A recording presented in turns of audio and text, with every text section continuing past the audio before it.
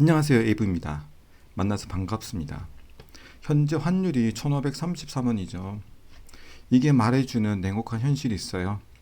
환율이 1533원 선을 위협하는 것은 단순한 금융시장의 변동이 아닙니다. 환율은 그 나라의 종합 성적표이자 국력의 거울이거든요. 과거에는 환율이 1200원 선이 강력한 저항선으로 봤는데 이제는 1,400원에서 1,500원 선이 새로운 지지선으로 굳어지는 흐름을 보이고 있습니다. 우리가 착각하는 게 돈은 다 같은 돈이라고 생각하는데요. 원하는 한국이라는 울타리만 벗어나면 통용되지 않는 쉽게 말하면 그 골목 대장이라고 보면 되는 겁니다. 반면에 달러는 전 세계 어디서나 통용이 되는 세계 챔피언이라고 보면 됩니다. 경제가 어려질수록 전 세계 자금은 가장 안전하고 강한 달러로 모이는 겁니다. 한국의 강점은 무엇이었나요? 제조업이죠. 그런데 제조업의 경쟁력에 지금 경고등이 뜨고 있어요. 과거에 한국은 가성비로 세계를 제패했잖아요. 그런데 지금은 중국이 무선 속도로 쫓아와서 가격은 물론이고 기술 격차까지 좁혀졌습니다. 한국의 무역 수지를 지탱했던 제조업 엔진이 식어가고 있다는 증거가 바로 1500선을 넘는 환율이라고 볼 수도 있는 거죠. 그럼 여기서 이렇게 질문하실 거예요. 한국은 HBM이 있지 않냐? 먼저 HBM이 무엇인지에 대해서 알아봐야 되겠죠. HBM은 쉽게 말해서 데이터가 다니는 초고속 전용 도로라고 보면 돼요. 일반 메모리 같은 경우가 2차선의 도로라면 HBM 같은 경우는 메모리를 아파트처럼 수직으로 쌓아 올려서 수천 개의 차선을 만든 겁니다. 인공지능의 연산을 빠르게 처리하려면 이 기술이 필수적이죠. 그러면 중국은 어떤가? 중국은 미국의 제재 속에서도 창신 메모리 등을 필두로 해서 HBM2 수준의 초기 단계 양산을 시도하면서 한국의 턱 밑까지 쫓아오고 있습니다. 실제로 D램의 경우는 기술 격차가 1년에서 많게는 2년 정도로 보고 있고요.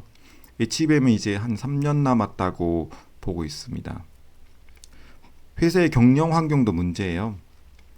한국은 주 52시간과 매년 파업 때문에 계속해서 기업이 나가는 것에 발목을 잡고 있잖아요. 예를 들면 이런 거죠.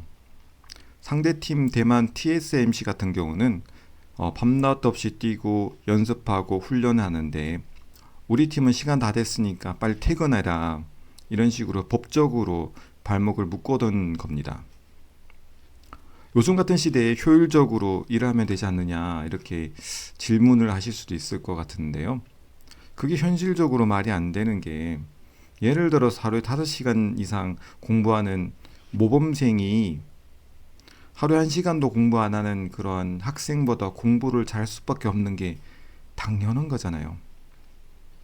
물론 이제 일부의 IQ가 높은 뭐 학생들 같은 경우는 효율적인 공부법을 찾아내서 그 갭을 이렇게 메꿀 수가 있겠지만 우리도 학창 시절을 보내봤지만 대다수는 그게 현실적으로 불가능하다는 거 알잖아요.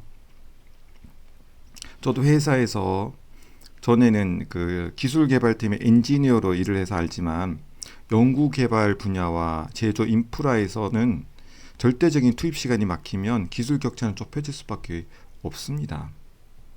TSMC 같은 경우는 대만 정부에서 전폭적인 세제 혜택과 또한 유연한 노동 환경 속에서 지금 달리기를 하고 있는 반면에 삼성전자 같은 경우는 매년에 반복되는 노사 갈등과 여러 가지 규제가 발목을 잡고 있잖아요. 마지막으로 무서운 거는 그 인구 절벽에 반등 모멘텀이 없는 거예요. 출산율이 0.75명인 초고령화 사회로 진입했잖아요. 경제적으로 보면 중환자실이라고 보면 되는 거죠.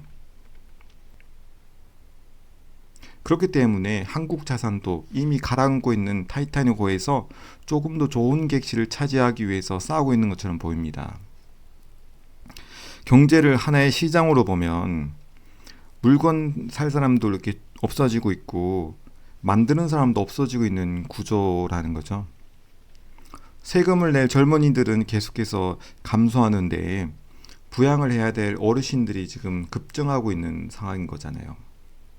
국가의 잠재 성장률이 떨어지니까 원하는 장기적으로 하락 압력을 받을 수밖에 없는 그런 상황이란 겁니다.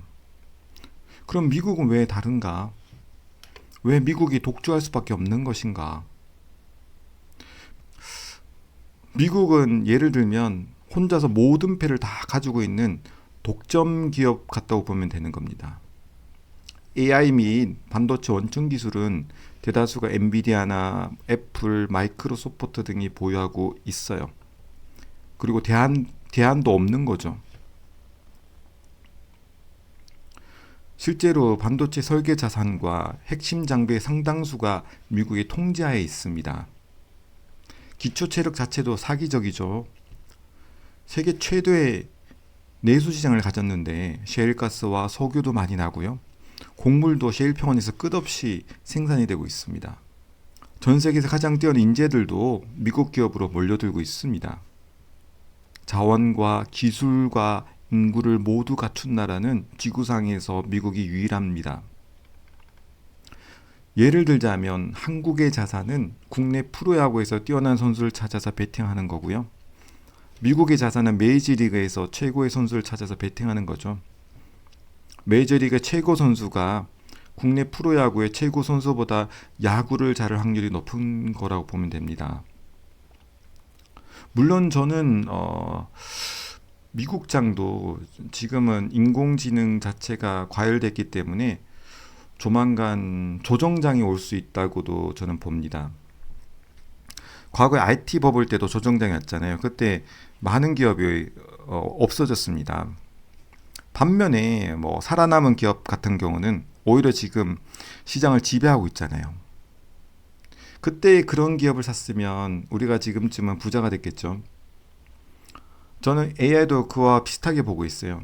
AI 시대의 강세가 될 기업은 제가 앞으로 영상에서 업데이트해서 알려드릴 테니까요. 걱정하지 마시고요. 그러면 저와 함께 해주셨으면 좋겠습니다. 역사적인 데이터를 봐서도 알겠지만 미국은 인공지능 버블이 꺼지면 처음에는 하락장이 크게 올 거예요.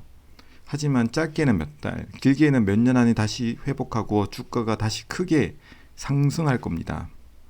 오늘은 여기까지고요. 오늘의 영상이 좋으셨다면 구독과 좋아요, 알림 설정까지 부탁드립니다. 감사합니다.